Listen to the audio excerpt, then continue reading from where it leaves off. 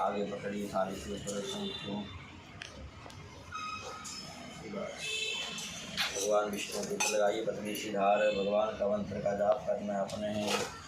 ओम Shri Krishna Govind हरे Murari, हे नाथ Narayan Vasudev. Shri Krishna Govind हरे Murari, हे नाथ Narayan Vasudev.